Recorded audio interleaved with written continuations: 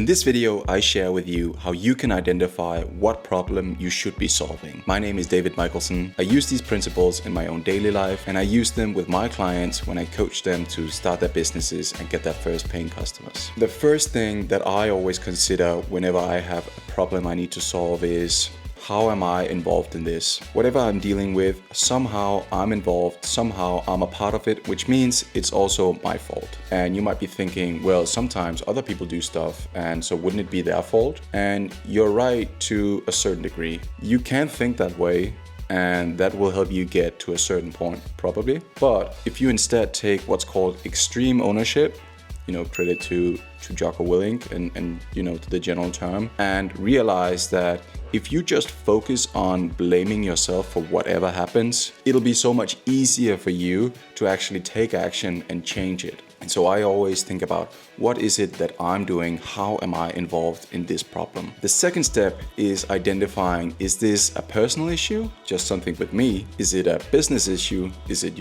at my workplace, in my own business? Or thirdly, is it a relationship issue? Is it an issue I have with a friend or a spouse or a family member or a kid? Which kind of relation does the issue come from? And so, you can of course say there can be some overlap between personal stuff that might feed into relationship stuff, or relationship stuff that might feed into business stuff. And so, of course, it's not black and white, but the fact that we can segment it into these three categories means that it'll be more easy for us to pinpoint exactly where we need to start. If it's something for myself, the things I will have to consider will be different if it's something related to a business issue. I'm quickly interrupting this video to ask you to subscribe if you haven't already. We're on the road to reach 1,000 subscribers, and I would love your help in getting there. And that leads us to the second step, which is it a matter of mindset or attitude? Is it a matter of behavior or the action that is taken? Or is it a matter of some process that is in place? And communication, for instance, also falls into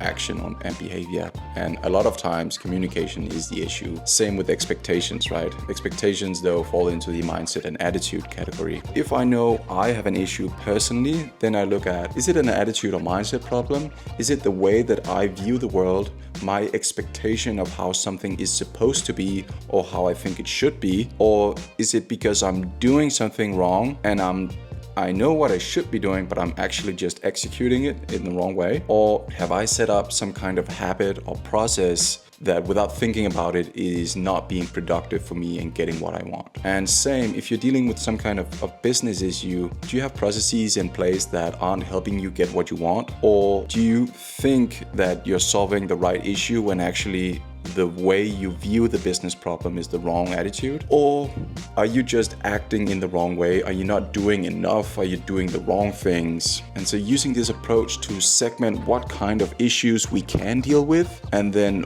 what kind of mistakes or categories we can look at within each of those types of issues, will help you identify where you should put in your effort to improve. And once you've identified, is it personal, business, relationship you're talking about? And then is it mindset, attitude? Is it behavior, action? Or is it processes? When you know what the problem is, it'll be so much easier to take action, execute, and fix it. Because you don't have to spend time trying a whole bunch of things.